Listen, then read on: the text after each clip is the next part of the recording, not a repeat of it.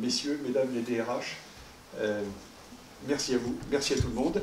Et je vais donner donc la parole, pour commencer, à nos auxiliaires de justice. Ce sont les étudiants de l'Université Paris-Créteil, sous la houlette de Michel Barabel.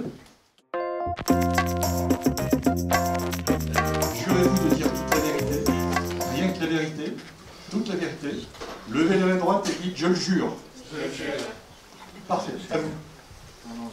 Monsieur le juge, monsieur le procureur, monsieur l'avocat de la défense, mesdames et messieurs les jurys, vous nous avez demandé de réaliser 2 enquêtes judiciaires sur le fait religieux en entreprise. Nous allons vous présenter une synthèse de ces 2 rapports, mais nous tenons à votre disposition l'intégralité de ces enquêtes. Nous vous remercions, monsieur le juge, pour votre attention. Merci. Mesdames, messieurs, la cour. Voilà. François Gueuse, le procureur. Benjamin Dessin, qui sera le juge et premier assesseur. Et Jean-Paul Richaud, avocat de la défense. Mesdames, messieurs, même si nous ne sommes pas dans une cour d'assises, d'ailleurs j'en vois qui sont debout, au moins une, permettez-moi de vous donner lecture des principaux griefs portés à l'encontre de monsieur fait religieux et de madame laïcité face à leurs actions dans l'entreprise.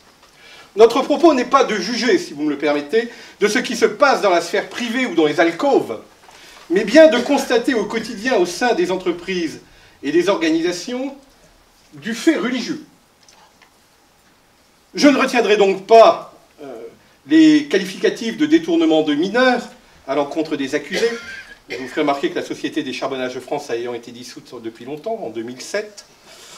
Mais différentes choses, notamment au titre des articles 222-34, 35 et 36, c'est les vrais, hein, du Code pénal, sont retenus les griefs de trafic de stupéfiants en bande organisée. La fabrication et la production de stupéfiants sont punissables de 20 ans de réclusion et de 7 500 000 € d'amende. L'importation, l'exportation, la fabrication et la production de stupéfiants commis en bande organisée sont punissables de 30 ans de réclusion et de 7 500 000 € d'amende également. La direction d'un groupement ayant pour activité le trafic de stupéfiants est punissable de la réclusion à perpétuité et de 7 500 000 € d'amende aussi. Vous voyez, vous connaissez la règle de 3 pour les 7 500 000. En effet, si l'on retient cette logique de stupéfiants, nous avons tout un ensemble d'indices concordants qui nous amènent à démontrer que la religion est bien l'opium du peuple. Au regard de l'article 450-1, constitue une association de malfaiteurs tout groupement formé ou entente établie en vue de la préparation caractérisée par un ou plusieurs faits matériels, d'un ou plusieurs crimes ou délits, punis d'au moins 5 ans d'emprisonnement. Je crois que les éléments sont ici réunis. Je passerai sur tout un ensemble de petits griefs, enfin petits, au regard de l'auditoire. Discrimination, notamment à l'encontre des femmes, dont la prise en compte a été renforcée par la récente loi dite égalité-citoyenneté. Nous pourrions également retenir les griefs de sédition, de diffamation, de troubles à l'ordre public et d'atteinte aux libertés fondamentales, dont l'expression se traduit au quotidien par nombre d'injonctions paradoxales pour les collaborateurs et les managers, qui ont à gérer des situations extrêmement difficiles, et donc l'explosion des RPS. RPS, vous m'en excuserez, c'est Ramadan, pénitence et Shabbat. Hein. Ces éléments de RPS étant, bien entendu, extrêmement compliqués dans nos calendriers et plannings de travail. Ces faits sont-ils fictifs? Non, car les impétrants ont mail et carte d'accès à l'entreprise. Leurs collègues les rencontrent tous les jours et ils ne vivent pas cachés dans leur domaine, mais bien au su et au vu de tout le monde, posant nombre de problèmes à la communauté. Nous avons ici, comme ailleurs, à trouver l'équilibre entre 2 mondes, à la revue, hein, celui de la morale et celui du droit.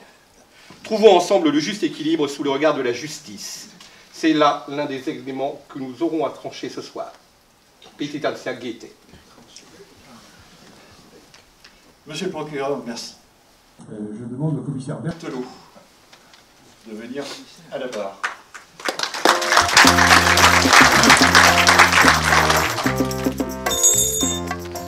Me voici donc devant un tribunal de mécréants, ce qui est largement mieux qu'un tribunal d'hérétiques, pour tenter d'éclaircir comment le RRH est en passe de devenir le RFRAT, le responsable du fait religieux au travail. Et qui en est responsable?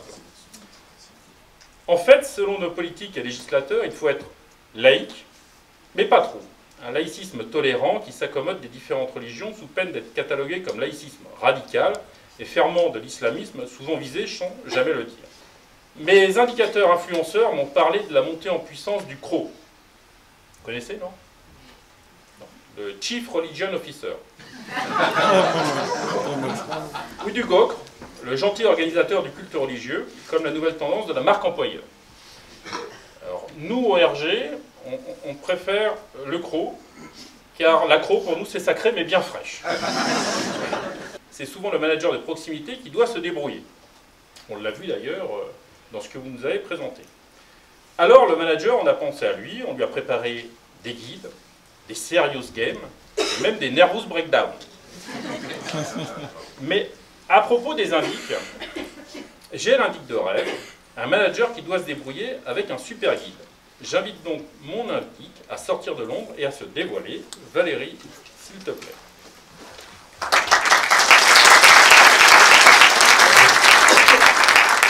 Alors, Valérie est manager dans une grande entreprise.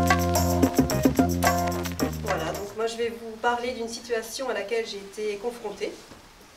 Donc en fait un jour, au détour d'un couloir, j'ai découvert un salarié à genoux sur un tapis, en chaussettes. Donc il était évident qu'il priait, donc je lui ai demandé de regagner son bureau en arguant que le couloir n'était pas un lieu de culte. Et là-dessus, il m'a répondu qu'au nom de la liberté religieuse, je ne pouvais lui interdire de prier sur le lieu de travail. Tout à fait par hasard, au sortir d'une réunion, que j'apprends qu'il existe un guide sur le fait religieux à destination des managers et des responsables RH. Et là, sincèrement, j'ai cru entrevoir la lumière. Enfin, voilà. Je me suis dit, je vais peut-être être sauvée, et j'ai failli, je vous l'avoue, crier « Alléluia !» Mais je me suis abstenue, je me suis dit que ce ne serait pas approprié.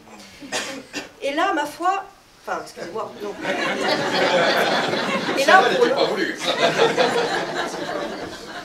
là, pour le coup, un autre parcours du combattant allait... voilà, j'allais confronter un autre parcours du combattant, parce que qui avait ce guide et où me le procurer? Donc je commence, je vous disais, je fébrilement, cette lecture, et là, sincèrement, de vous à moi, ce fut l'ascenseur émotionnel. Parce que là-dedans, rien qui pouvait en vérité m'aider. Donc tout ça pour vous dire quoi? Eh bien, pour vous dire qu'aujourd'hui, je suis toujours très seule face à ce fait religieux, et qu'en conclusion, je pourrais dire que finalement, c'est un peu mon chemin de croix.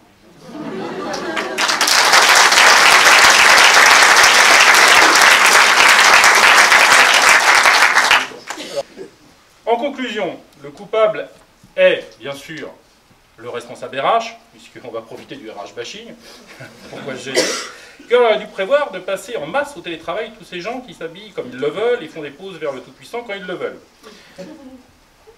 La plus grande chose qu'on ait à faire ensemble, de toute façon, c'est d'être capable de travailler tous ensemble. Merci. Merci, monsieur le commissaire. Monsieur le juge, nous allons maintenant procéder à l'audition des experts. Est-ce que vous voulez bien appeler à la barre le premier de la liste? Je vous remercie, Monsieur le Président. Je vais donc appeler Monsieur Khalid Hamdani.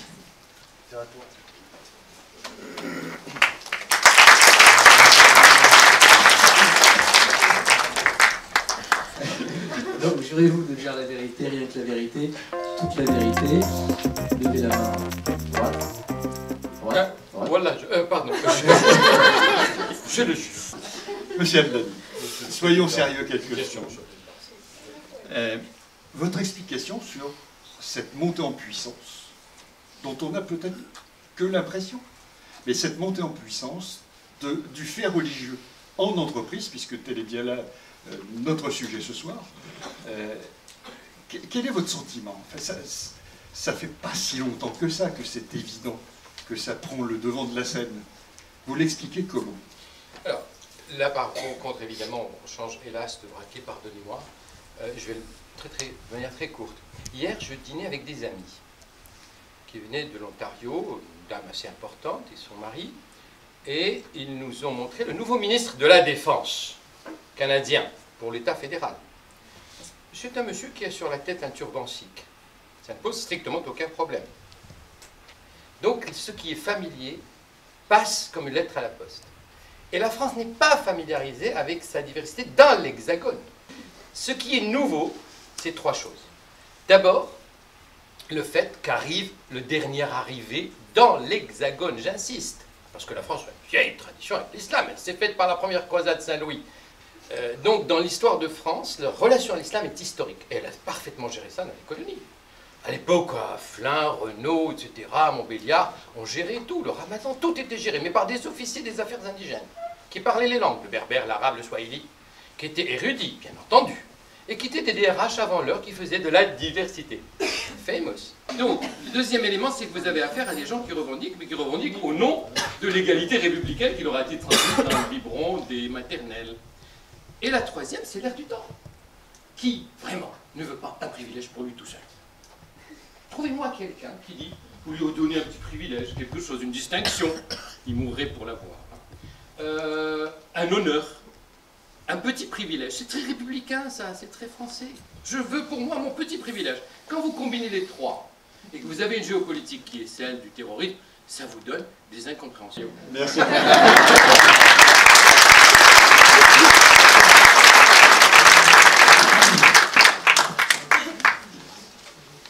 Nous appelons désormais Monsieur Rabat Haït Aoudia.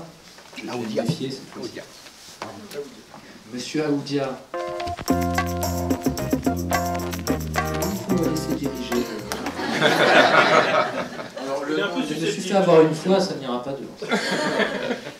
Alors, merci. Monsieur Aoudia, vous êtes donc sociologue, comme vous le dites. Vous intervenez auprès de gens qui ont eux-mêmes à vivre ces difficultés au quotidien. Quel est votre discours? D'abord, qu'est-ce que vous entendez? Quels sont les éléments qui vous remontent? Et d'autre part, qu'est-ce que vous pouvez, vous, leur apporter? Qu'est-ce que vous leur dites passer?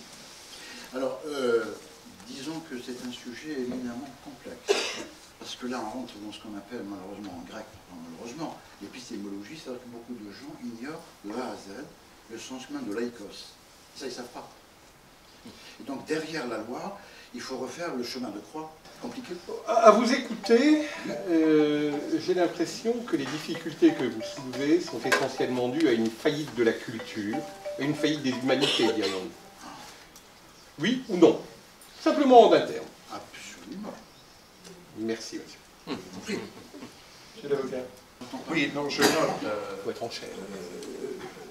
Que la référence à la loi de 1905, au principe de neutralité qu'elle pose, est un élément, je dirais, essentiel, fondamental, pour aborder, en quelque sorte, ces difficultés qui naissent de l'expression des faits religieux. Oui, c'est pour ça que c'est important, rapidement, juste maître, je vais vous répondre. Il y a la laïcité, on le voit, nous, sur le terrain, dans les hôpitaux ou autres, mais on ne peut pas l'extraire de la culture et de l'identité nationale du pays dans lequel vous vivez depuis pas mal de temps. Donc les gens sont aussi en situation de déperdition totale par rapport à leur mémoire. Laïcité rime avec citoyenneté, etc. Le droit des femmes. Merci, monsieur. Merci à vous.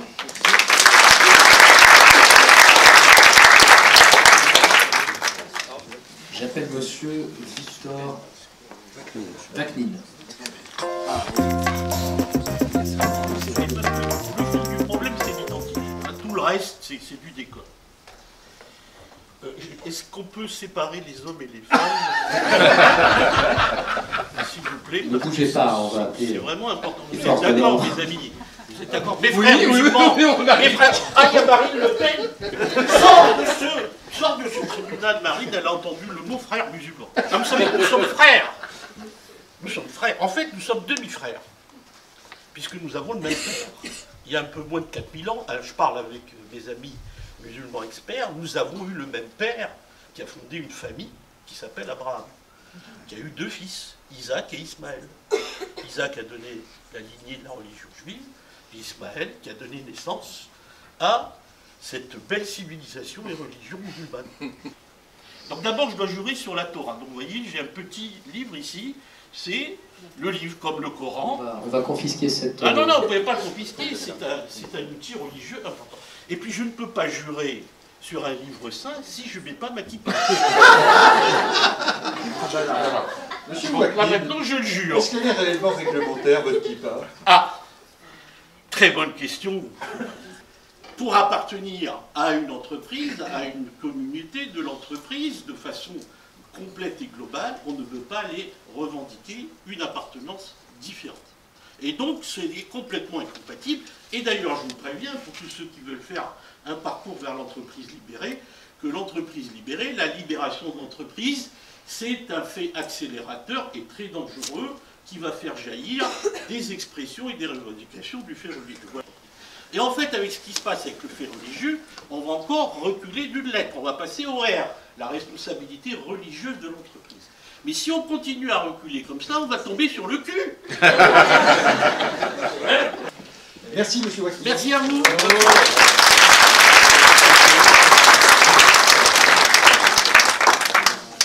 Monsieur Morlaix, voudriez-vous, s'il vous plaît, jurer que vous allez dire la vérité, rien que la vérité, toute la vérité, et non pas de dire le jeu. Voilà, ça ira aussi. Merci. Alors, je vais juste vous donner une image que ça donne pour vos managers. Comme ça, on trouve chez Pinu. Donc, si vous avez un celte, voilà ce que ça va donner. Voilà. Donc, en fait, dans l'équipe, si en plus vous avez un musulman, alors j'espère que je n'ai pas fait de conneries entre le pied droit et le pied gauche. Hein. C'est bon? Il faut commencer par le pied du milieu. Bon. Donc, si vous avez donc un musulman, voilà ce que ça donne. Alors, en plus, je vais rajouter... Merci, Victor. C'est gaulois, c'est gaulois. Voilà. Donc, si en plus vous avez un juif, voilà ce que ça va faire. Là, maintenant, je vais prendre le cateau. Alors, j'ai pas pris la croix, hein, j'ai pris le week-end dernier, j'étais en fait chez des amis catholiques et j'ai dit, je suis sûr que vous devez avoir un pull Ralph Lauren.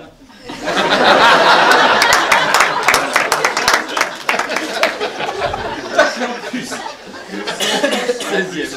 vous rajoutez un bouddhiste, alors là, vous enlevez le... Je vais pas le faire. Hein. Je vais pas le faire, mais je vous laisse imaginer. Alors, je ne me suis pas regardé, c'est la première fois que je le fais, hein, c'est en live.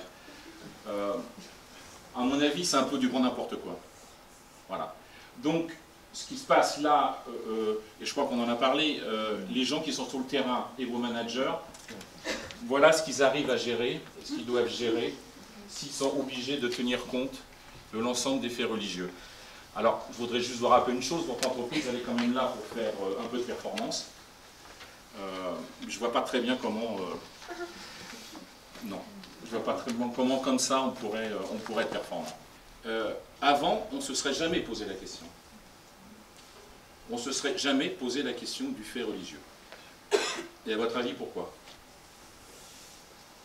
Parce qu'il y avait essentiellement une religion dominante. Parce qu'on était entre catholiques. Entre catholiques, le culte c'est le dimanche. On ne bosse pas le dimanche, donc il n'y a pas de problème. Avant, on ne se serait pas posé la question parce que simplement on décidait. Voilà. C'est aussi simple que ça. Le tapis de prière par terre, on décide. Donc si je peux vous donner une recommandation, le secte que je suis, le druide que je suis, il y a la loi, il y a tout ça, mais il y a aussi le fait que vous êtes une entreprise, vous êtes votre propre sanctuaire, vous avez votre culture, vous avez vos règles, vous avez vos valeurs. Il y a une chose qui rentre dans l'entreprise maintenant qui est la confiance. Donc au-delà du contrat de travail, il y a la confiance qui se donne et qui se partage avec les salariés. Bah, donc voilà, décidez. Merci, monsieur le procureur. J'appelle à la barre Gabriel Artero.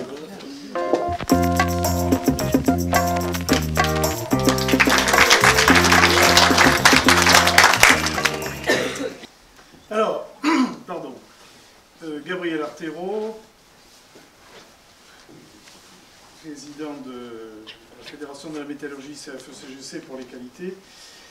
Qu'est-ce qu'un syndicaliste peut avoir à dire et qu'est-ce qu'un syndicat d'encadrant peut avoir à dire sur le fait religieux?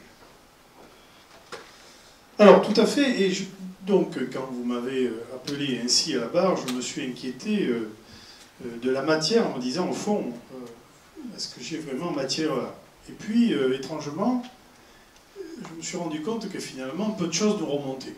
Donc je me suis retourné vers nos services, service communication qui m'accompagne ici ce soir, présentement, ou le service juridique. Et donc, avez-vous des exemples précis? Non, Président, pas tant que ça. Ah bon? Tiens, serions-nous une exception? Alors, je précise, la métallurgie, cette noble branche qui pèse la moitié de l'industrie, quand même, recouvre un certain nombre d'entreprises, petites, moyennes, grandes, et donc je me suis dit, sommes-nous une exception? Alors, au fond, on m'a dit, mais il y a deux choses. Il y a ce qui est autorisé, organisé, et puis après, il y a l'implicite. Ah.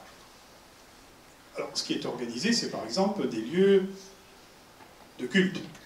Pas dit de prière. J'ai dit de culte. Alors, on prévoit par atelier des salles, etc. Et on peut pratiquer son culte. Bon, dans les faits, quand on y retourne plusieurs fois par jour, il faut bien avouer qu'il n'y en a qu'un seul. Hein.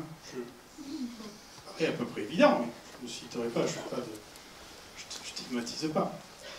Ça, jusque-là, ça rejoint des propos que j'ai déjà entendus, c'est-à-dire que c'est organisé, et au fond, il y a assez longtemps que nous sommes capables de le faire, d'organiser aussi autour de fêtes bien connues, ou de célébrations connues, et de prévoir des horaires, des pauses, etc.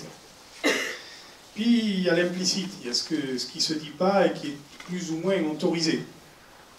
Plus ou moins. Dans le plus ou moins, il y a des salles que l'on oublie en disant, bon, cette salle ne sert à rien, mais si vous voulez l'utiliser, vous pouvez le faire. Et d'ailleurs, elle n'est pas privée, elle reste la propriété de l'entreprise, je le précise. Et puis bon, faites ce que vous avez à faire, pourvu que ça ne dérange pas. Alors là, évidemment, on commence à mettre le doigt sur des choses un tout petit peu sensibles. Mais, au fond, c'est pas ça qui m'inquiétait. Je disais, est-ce qu'il y a quand même des signes ostentatoires affichés par? Alors, c'est plus ou moins réglé dans les entreprises industrielles. Oui, c'est plus sensible parce que là, j'ai senti une certaine détresse face à des managers de proximité à qui on disait, bon, on ne va pas tout écrire. Hein. C'est pas question d'écrire une charte, il n'est pas question qu'on écrive comment il faut que tu fasses, en clair, tu te démerdes. Tu fais en sorte qu'il n'y ait pas de problème. Alors, la plupart du temps, ça se démerde. Ils font comme ils peuvent. Des fois, moins. Pour que vous compreniez que dans les faits, voilà, quand quelqu'un dit j'y vais, c'est pas pour aller satisfaire un besoin naturel, mais je vais y aller 5 fois dans la journée, et tu vas me remplacer 5 fois, s'il y en a 50 qui le font sur la chaîne alors qu'il n'y en a qu'un qui est capable d'eux, ça ne marche pas. Ça ne marche pas. Et donc, il va falloir le traiter autrement. Voilà, ça me permet. Monsieur Artiro, merci.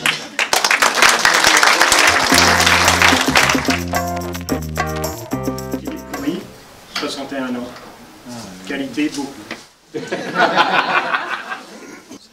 Je dois également signaler au jury que M. Louis est l'auteur l'année dernière d'un ouvrage intéressant dont nous nous sommes préoccupés dans la revue personnelle d'ailleurs, qui s'appelle le Social 3.0.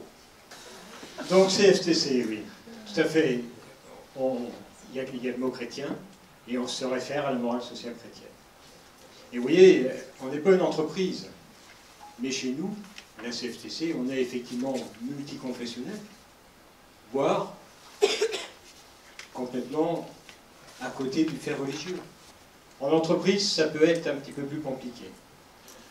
Je peux vous mettre à l'aise, je pense que les délégués que vous avez en face de vous sont tout autant désarmés que ce que vous pouvez être.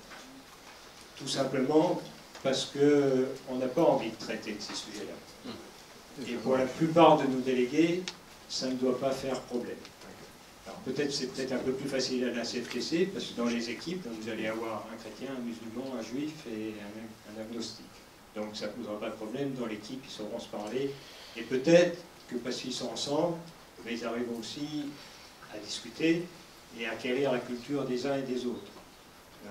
Moi je sais que j'ai beaucoup appris grâce à nos délégués musulmans, parce qu'on peut discuter avec.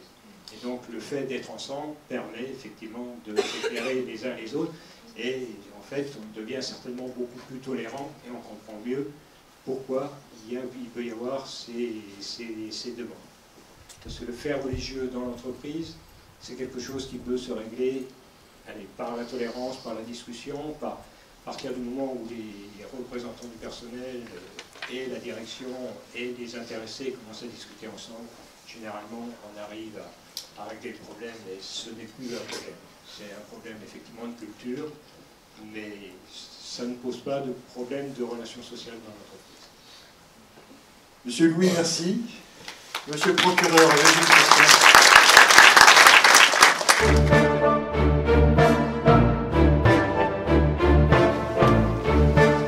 Françaises, Français, Belges, Belges, public chéri, mon amour. Essayons de démêler un petit peu tout ce qui a été dit jusqu'à présent et de prendre un peu de hauteur. À la vérité, la religion est la conscience de soi et le sentiment de soi de l'homme qui, premier cas, ou bien ne s'est pas encore conquis, ou bien s'est de nouveau perdu. Ça va? Mais l'homme, c'est pas un être abstrait recroquevillé hors du monde. L'homme, c'est le monde de l'homme, c'est l'État, c'est la société. La religion est la théorie générale de ce monde, son compendium encyclopédique. Si la religion est le produit de la misère générée par un monde sans cœur et sans esprit, elle est aussi l'aspiration des hommes à la solidarité, à la dignité et à la maîtrise du sens de leur existence. Les radicalités, voilà l'ennemi, camarades. Malheureusement, ce sont elles qui s'expriment tant le néant et la vacuité intellectuelle ont pris place dans la formation des citoyens. Alors, à grand regret, je vous demande d'exclure la manifestation des faits religieux dans l'entreprise et de condamner au même titre le radicalisme laïque, tant il participe à l'entretien d'un entre-soi et nous coupe de la culture. Une peine de travaux généraux visant à développer la découverte des autres, leur culture viendra compléter ce séjour en centre de déradicalisation. Une condamnation en attendant des jours meilleurs, en quelque sorte. Je vous remercie, Monsieur le Président. Monsieur le procureur, merci. L'heure est à la plaidoirie, Maître Richon. Absolument. Merci. Donc, critique et refus de la religion et des radicalités qu'elle engendre comme source de tous les maux, tel est votre credo. Je l'entends parfaitement et je vais vous dire, je le partage également. Pourtant, si le XXe siècle a probablement représenté le sommet de la sécularisation, le XXIe sera vraisemblablement dominé par les religieux. L'espérance et la foi apparaissent pour bon nombre comme les seules réponses utiles face à l'angoisse des origines, des incertitudes et des difficultés de notre monde qui créent un vertige et de sa fin. Mais le grand danger, ce sont effectivement les radicalités, les extrémismes et l'instrumentalisation des religions à des fins politiques. Il est bien évident que dans ce contexte, l'entreprise, en tant que collectivité de femmes et d'hommes, ne peut rester en dehors de ce phénomène. Il est un fait que la religion se manifeste de plus en plus souvent sur le lieu de travail, ce qui impose aux directions à réfléchir à leur politique en la matière. Un sujet toujours sensible. Cette diversité d'origine, de religion, retrouve évidemment dans le monde du travail où ces demandes nouvelles sont apparues et se sont amplifiées au cours des dernières années. Face à cette situation, la laïcité de notre République est souvent invoquée comme réponse. C'est à la fois un cadre juridique, un idéal. Son esprit compte autant que la lettre énoncée au titre de l'article 1er de la loi de 1905. La République assure la liberté de conscience et garantit la liberté des cultes. Vous l'avez compris, la laïcité n'a rien à faire sur le banc des accusés et les griefs retenus à son encontre ne sont que calomnie et provocation. Alors, ne laissez pas commettre une erreur judiciaire lourde de conséquences. Pour notre unité et la paix sociale, je vous demande l'acquittement à l'unanimité. Et puis, je vais vous dire une chose, je suis le dernier à parler. Or, il y a un grand principe de droit que vous connaissez parfaitement, qui remonte au droit romain, c'est que le dernier qui parle a raison.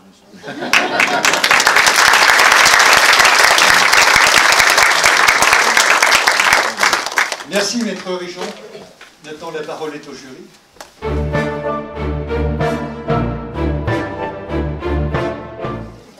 Qui est favorable à une libéralisation du fait religieux, et donc une parole un petit peu plus forte donnée aux gens qui ont envie de s'affirmer en tant que détenteurs d'une religion. 2, 3, 4, 5, 6. D'accord. Et troisième question, il est favorable au retour à l'entreprise de son droit à négocier et à décider de ce qu'elle veut faire. Je pense que la cause est entendue. Et comme on ne veut pas se fâcher, les nourritures terrestres sont servies. Ce que je souhaite simplement vous dire, c'est qu'au mois d'octobre, nous allons refaire un procès, et cette fois-ci, en appelant à la barre les robots. Ce qui ne me dérange pas, je m'en fous.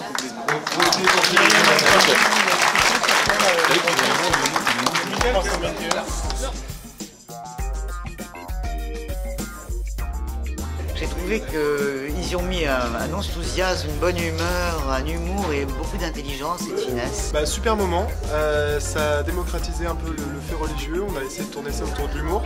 J'ai passé une super soirée, c'était un thème très intéressant et voilà, c'était très bien de voir différents interlocuteurs, soit des DRH ou également le président de la CFPC par exemple, voilà, c'était très enrichissant.